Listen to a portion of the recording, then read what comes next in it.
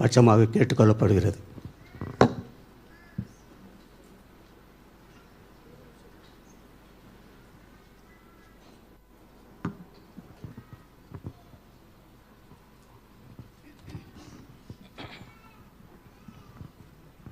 Let us turn to 131. சங்கீதம் 131 திருப்பிக் கொள்வோம்.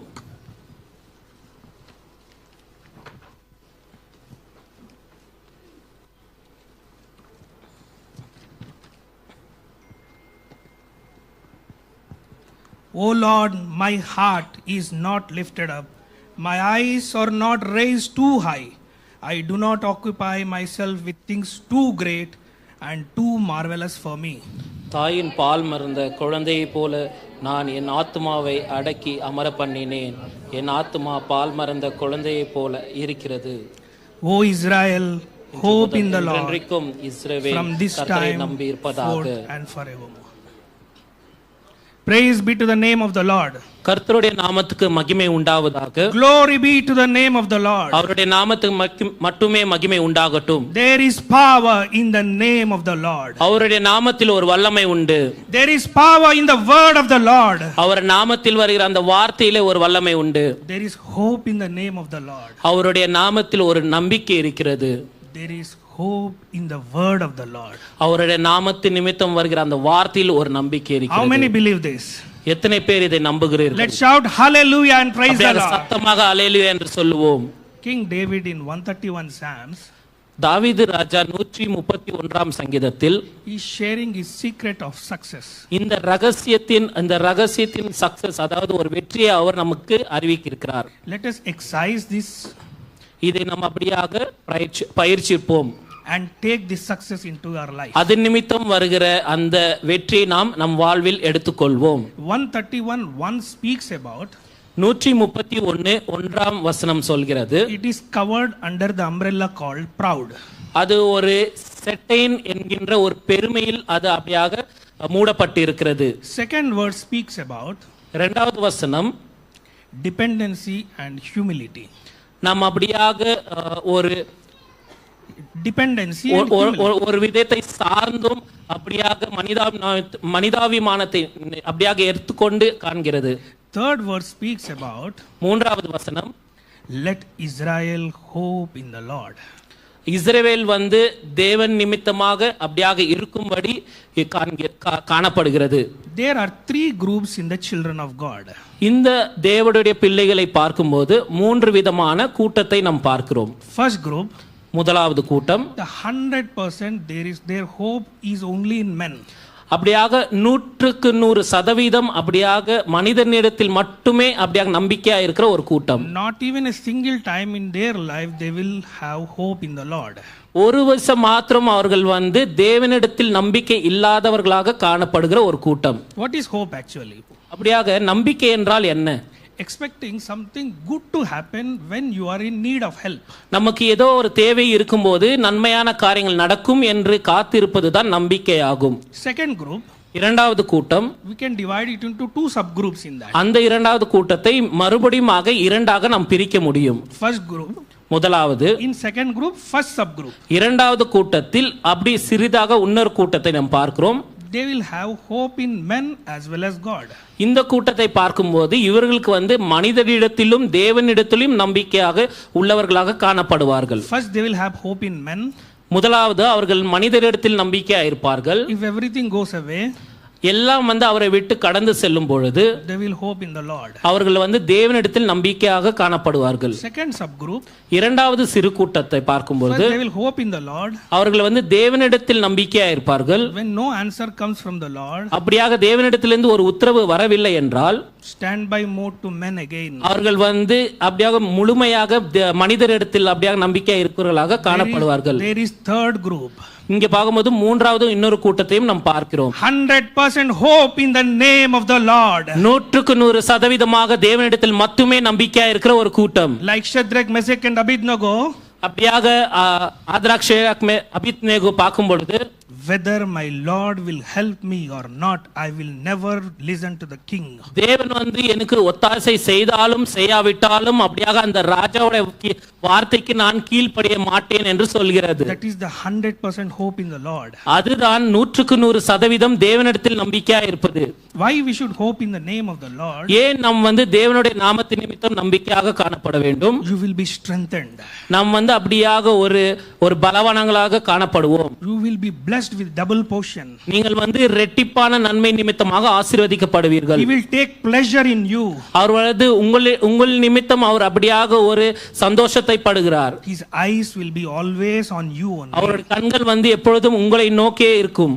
Dear beloved, அப்படியாக பிரியமானவர்களே, if you hope in the Lord, you will never be ashamed in your life. நீங்கள் தேவனிடத்தில் அன்பு கூர்ந்து அப்படியாக நம்பிக்கையா இருக்கும் பொழுது நீங்கள் வெட்கத்திற்கு தள்ளாதல் காணப்படுவீர்கள். That is the greatness in the hope of the Lord. அதுதான் ஒரு பெரிய ஒரு தேவனிடத்தில் வருகிற அன்பு நம்பிக்கையாக காணப்படுகிறது. All cannot hope 100% in the Lord.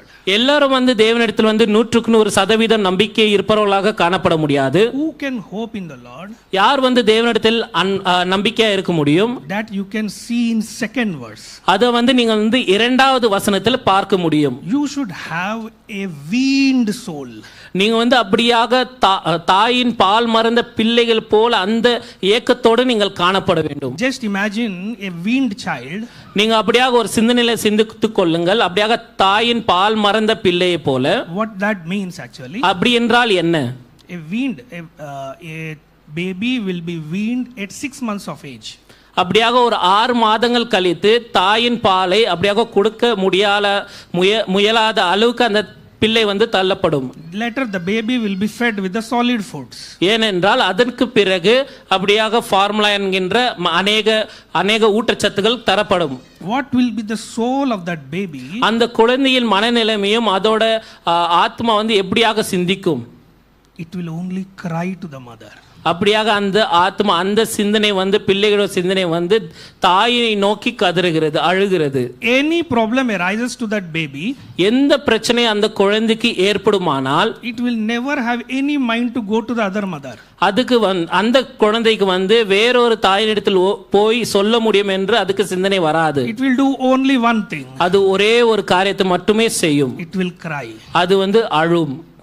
At the same time, what is the relation of the mother towards the baby during that time? அதே போல அந்த மாதிரியான சூழ்நிலையில தாயின் சிந்தனையும் அதோட சூழ்நிலையும் பார்க்கும் பொழுது, before the baby cries, அப்படியாக குழந்தை அழுவதற்கு முன்பதாகவே food is prepared. சாப்பாடு அதாவது உணவு ஆயத்தமாக இருக்கும். Mother will wait till the baby cries. தாய் அந்த குழந்தை அழுவதற்காக அப்படியாக காத்து கொண்டே இருப்பார்கள். Mother knows when to feed this baby. அந்த தாய்க்கு எப்பொழுதும் இந்த குழந்தைக்கு ஆகாரம் கொடுக்க வேண்டும் என்று தெரியும். How many times the baby should be fed? எத்தனை தடவை தர வேண்டும் என்றும் தெரியும். At what time what she requires. எந்த நேரத்தில் எந்த உணவை எப்படி தர வேண்டும் என்பது தாய்க்கு தெரியும். The mother knows. அந்த தாய்க்கு தெரியும். The baby will only depend upon the mother. அந்த குழந்தை அந்த தாயை சார்ந்தே அப்படியாக இருக்கும். Mother always waits for the baby's cries.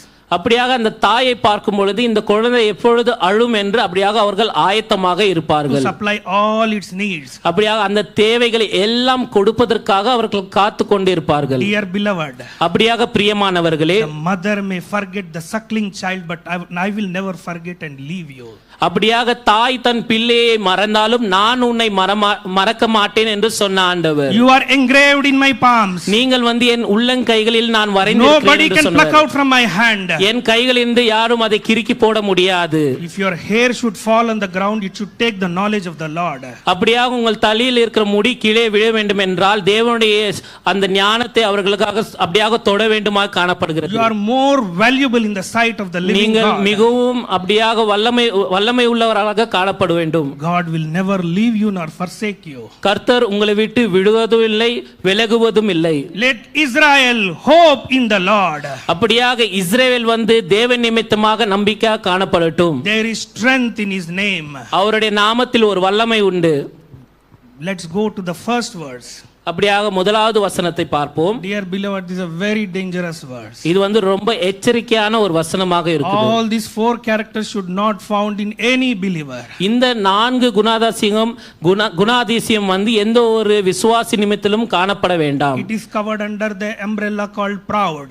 இது வந்து பெருமை என்ற செட்டின் கீழே அப்படியாக இருக்கிறது. You see any downfall of any man in this world, யார் வந்து கீழே அப்படியாக தாழ்த்தப்பட்டதை நீங்கள் பார்க்கும் பொழுது any of these 4 will be found in him. இந்த 4 ஏதாவது ஒன்று அவரிடத்தில் காணப்படும். When we see in the Bible regarding Lucifer, அப்படியாக வேதாகமத்தில் நாம் லூசிபரை பற்றி பார்க்கும் பொழுது God has given everything to it. கர்த்தர் வந்து எல்லாவற்றையும் கொடுத்திருக்கிறார். Still ஆனாலும் the pride has come into his head. அந்த பெருமை அவன் தலையிலே ஏறிற்று.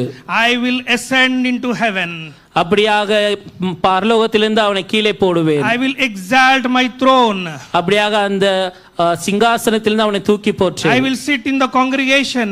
நான் வந்து அந்த சிங்காசனத்தில் உட்காருவேன். I will ride about the clouds. நான் வந்து மேகல் நடுவில் பிரயாணம் I will செய்வேன்.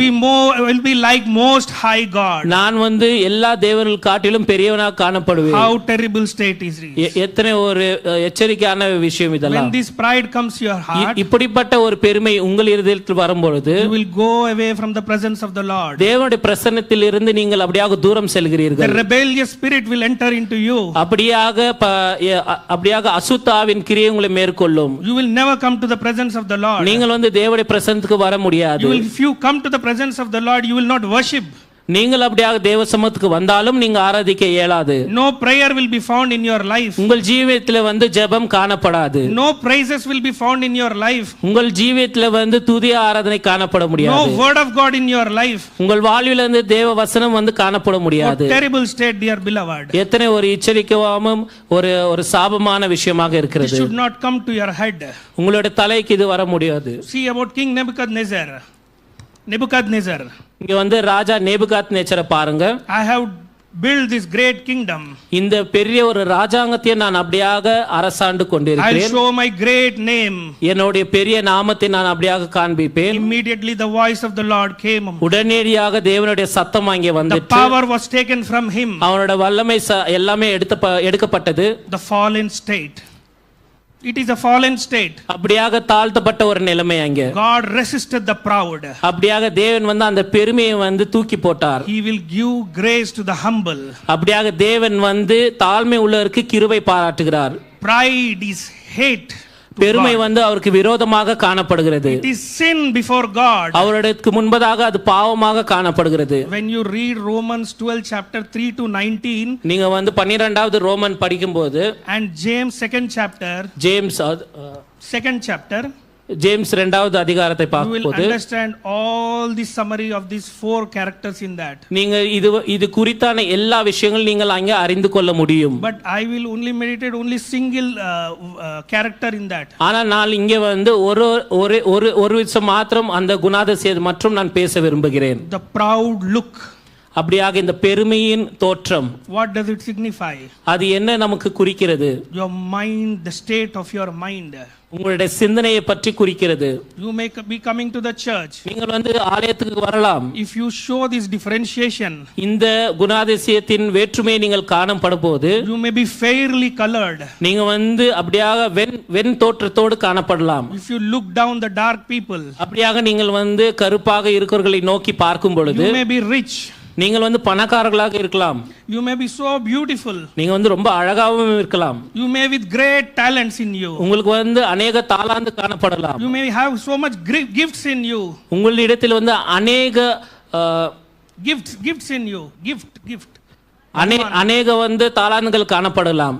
You may have great knowledge in you. உங்களுக்கு வந்து अनेक ஞானம் வந்து காணப்படலாம். The highly wisdom person in the church you may. நீங்க வந்து இந்த சபையிலே மிக உயர்ந்த நியாயாதிபதியாக காணப்பட முடியும். If you look down at others. ஆனால் நீங்கள் வந்து கீழே வந்து மற்றவர்களை பார்க்கும் பொழுது God resisted the proud. தேவன் வந்து அந்த பெருமையை வந்து எடுத்து போடுகிறார். He gives grace to the humble. அப்படியாக தேவன் வந்து தாழ்மை உள்ளவர்களுக்கு கிருபை பாராட்டுகிறார். He will choose the fool and he will make them wise, and to make the wise foolish he does these things. பேதைகளை வந்து தேவன் அப்படியாக அறிந்து அவர்களை வந்து ஞானமுள்ளவர்களாக மாற்றுகிற தேவன். He will lift the poor அப்படியாக ஏழைகளை வந்து உயர்த்துகிற தேவன், and make the rich foolish. அப்படியாக வந்து பணக்காரர்களை வந்து பேதையாக மாற்றுகிற தேவன். That is our great God. அதுதான் தேவனுடைய மிக உயர்ந்த ஒரு குணாதிசயமாக காணப்படுகிறது. That I have experienced in my life, I'm telling you. அது என்னோட அனுபவத்தில் நான் பார்த்தபடியால் உங்களுக்கு நான் சொல்கிறேன். So in our church, நம் ஆலயத்திலே when we go to the Sunday school, நம்ம வந்து சண்டே ஸ்கூல் செல்லும் பொழுது there will be 3 or 4 people who the Sunday school teachers will tell the message to them. அங்க வந்து 3-4 பேர்கள் இருக்கும் பொழுது அங்க சண்டே ஸ்கூல் டீச்சர்கள் வந்து அவர்களுக்காக போதித்து கொண்டிருப்பார்கள். My dad drives an auto trolley. எங்க தகப்பனார் வந்து ஆட்டோ ட்ராலியை வந்து அப்படியாக ஓட்டுவார். We will be looked down. அவர் வந்து கீழே பார்ப்பார். When a teacher teaches the children, அப்படியாக அந்த டீச்சர் வந்து பிள்ளைகளுக்கு பாடம் எடுக்கும் பொழுது 2 rich people will be there like this. அப்படியாக இந்த பக்கம் பார்க்கும் பொழுது அப்படியாக பணக்கார பிள்ளைகள் இருப்பார்கள். I will be like this. I will be this side. இவர்கள் வந்து இந்த பக்கத்தில் காணப்படுவார். The teacher's face will be towards this side. ஆனால் அந்த டீச்சரோட முகமோ அந்த பணக்கார பிள்ளைகள் நோக்கியே இருக்கும். Looking down. அப்படியே கீழே அவர்களை பார்த்து, Dear beloved, I will tell you. உங்களுக்கு பிரியமானவர்களே, உங்களை நாங்கள் சொல்லுகிறோம். Many of my classmates nobody found in the church right now. என்னுடைய கிளாஸில் படித்த அநேகர் வந்து இப்பொழுது சபையிலே காணப்படாமல் போய்விட்டார்கள். Only few people. ரொம்ப சிலர் மட்டுமே காணப்படுகிறார்கள். Count them, where are they?